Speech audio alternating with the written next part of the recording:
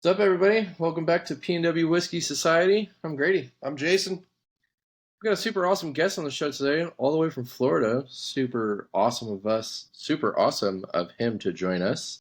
Mason, why don't you tell us a little bit about yourself and your whiskey journey?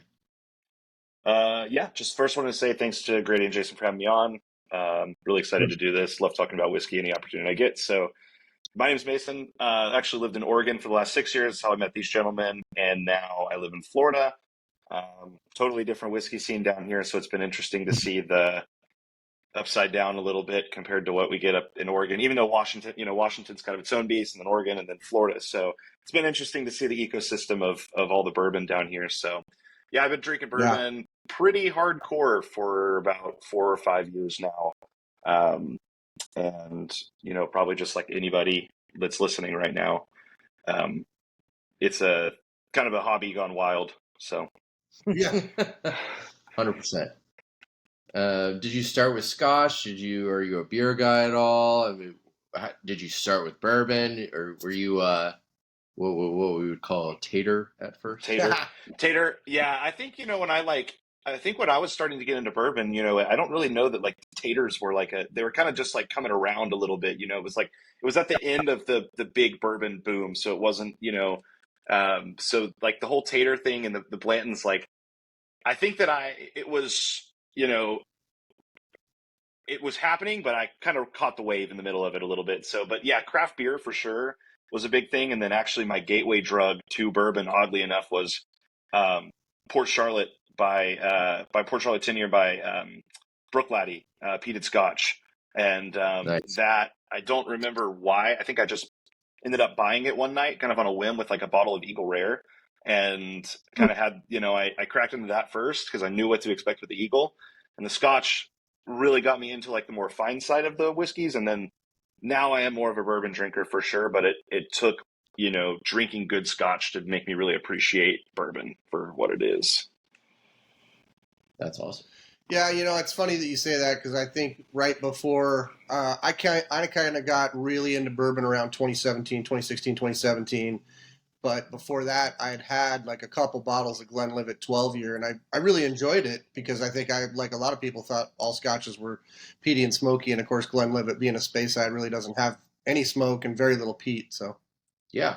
So I think that will kind of segue us to a typical question that we ask next would be, what are we drinking today and why are we drinking it? We're obviously drinking something similar, not the same exact thing, but I think you said that this is plentiful in your area. So tell us a little bit about Yeah. this. Yeah. So Starlight, which, they have distro a little bit everywhere, but it kind of just depends on the store, I think. You see it sometimes in the Northwest, but quick plug for them, Indiana based, grain to glass, awesome distillery, awesome people. I'm drinking one of their many, many offerings. This one was a distillery exclusive 7 year, 4 grain. This is actually a wedding barrel from one of the sons. It's one of the distillers. They were kind enough to offer, I think, 70 or 80 bottles. They had two different barrels specifically for their guests and for their wedding and everything.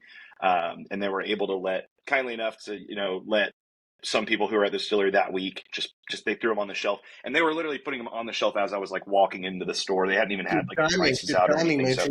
I, yeah, it was. And I asked, I was like, kind of saw the sign and I was like, what is that, one per person? She's like, oh, I don't really care. So I was like, all right, I already had a bunch of stuff, but I was like, let me grab two of those. I grabbed two of the same barrel. The barrel that I got is really, really good. But yeah, nice 7 year. I was just kind of describing it earlier. It's a weird one that's like, it's got a Kit Kat notes to it, which is really nice. It's a unique whiskey in that sense of that it's it's a 4 grain. So it's got some wheat flavor to it, but it also has your more like traditional caramel notes, chocolatey notes that you would get in like um, yeah, just depending on your palate, you may get that Man, on any I, whiskey. It I just wish we depends had one of on those, what or you I get was out in of it. Florida with you right now. Yeah. Dang, we've got yeah, Well, next good time you're luck. here, man. Yeah, we have a very interesting. This is Yeah. also a single barrel cubers, but Jason, you want to tell us a little bit about this one? Well, go ahead. Oh, okay. All right. So we got this single barrel rye. I don't know a whole lot about Starlight. So Mason, I don't know if you do, but maybe you can tell us a little bit about it. But it's a single barrel rye. It says old rick house, barrel proof, which most of their single barrel offerings are. 113.2 proof, and this is from some Indiana Bourbon Club. I got it in a secondary group, but it's a stellar offering, and I really haven't had too much stuff from them, but the single barrel picks from them that I have had have been fairly good. For something that's from Indiana, it's craft and it's grain to glass and it's not MGP. I would say it's pretty stellar. It smells really good. There's Yeah. there's that gentle rye spice where it's not the dirty rye, it's the fresh rye, and then a lot of caramels. So let's do an air cheers. Yeah, air cheers. Cheers to you. Yeah, of course. Cheers, guys. Thanks for having me on. Yeah, so quick blurb just about Starlight, since I know they're not really popular up there. Is they actually, it's like the whole thing is like a family operation. It's multi-generational. It goes back, I don't want to butcher it, 100, 200 years, something like that. And they actually have like uh, strawberry patches and everything. They do all seasonal stuff, so it ends up being a big family thing. They've got like a general store on site, multiple restaurants, multiple bars. One of the best tastings that you'll get, bang for your buck wise. I think it's 10 tasters that you get to pick, and the menu that you pick from is like, yeah. And so they do delicious wine. I don't drink a lot of wine. Hannah really likes their wine, so I couldn't speak too much to it. But yeah, they're a cool place, and it's all family run. What I've noticed about them is they do a ton of store picks, and they do a lot of finish stuff. So you'll see a lot of like honey finish, maple finish, everything from every finish that you could imagine. Beer barrel stout finish they do. So when I moved down to Florida, I got access to a lot more of their stuff, and it's been kind of interesting tasting through. What I'll say, my favorite stuff from them is their unfinished stuff, and it's their ryes. I feel like their ryes they crush. Their single barrel ryes are great.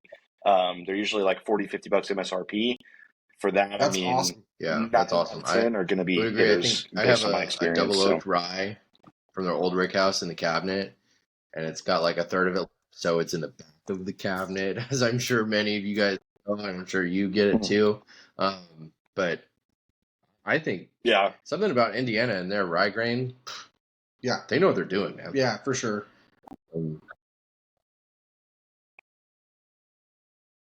Yeah, for sure. And real quick plug for just another small like craft distillery. Speaking of rye, it's just doing really good rye. It's Driftless Glen. I've had some of their. I don't know if you guys have access to their stuff. I think they're newer. This is the bottle I've been drinking from. This is like $32. It's I'll hold it a little bit closer. It's Wisconsin. It's their own distillate. It's 96 proof, small batch, and it's honestly, it's one of the best ryes I've had all year, and it's like $32. It's dark chocolate. It's like plum. No, I mean, it's the furthest thing from Willet green top rye you could possibly imagine. Just dark and really, really good. So keep an eye out for them. I don't know. Their distro is very, very small, but I actually have a cask strength rye from them too. But yeah, USPS, since we were talking about it, craft rye, Driftless Glen is another one I'll just plug real quick. That's really cool, man. Yeah. It's definitely olive oil and pasta. I don't know why. Some olive or oils. olive oil and Tic Tacs. Duh.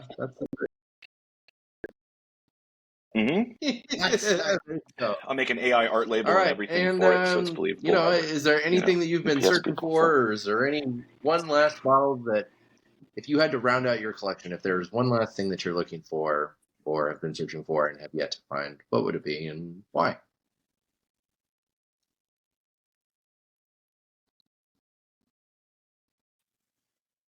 Oh man, the Jack Daniel's, what is it? The Bicentennial, the bottle I'm talking about. That's probably it. I mean, it's probably the furthest thing from anything I'll ever have in my hands.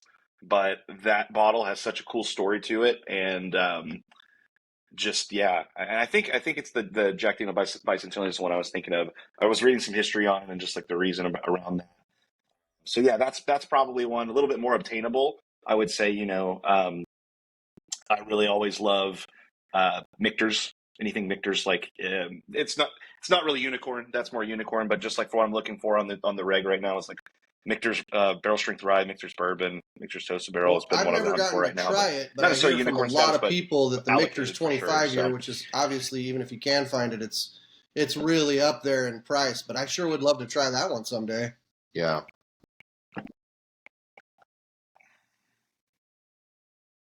oh god, yeah. Yeah. Some of their higher end options are the whiskeys I think I've just written off to never try, but thankfully they've got pretty good products.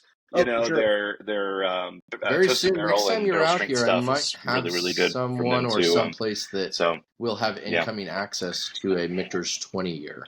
And I've heard from many people that's better than the Celebration, it's better than the 25, it's Whoa. better than BTAX and Mr. Sam and all of those goodies. So next time you're out, we'll split a 2-ounce pour or something.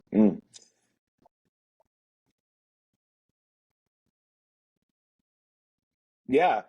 Real quick, I'll just mention, because speaking of unicorn pours, a couple pours that I had never thought I would try. I got to try a place down in Tampa, put they were doing half-ounce pours of a lot of stuff, and they brought in E.H. Taylor Grain of the Gods, Warehouse C, 4-grain, all that stuff, and they were charging, I think, Wow. for Grain of the Gods and 4-grain, I paid $25 a half ounce.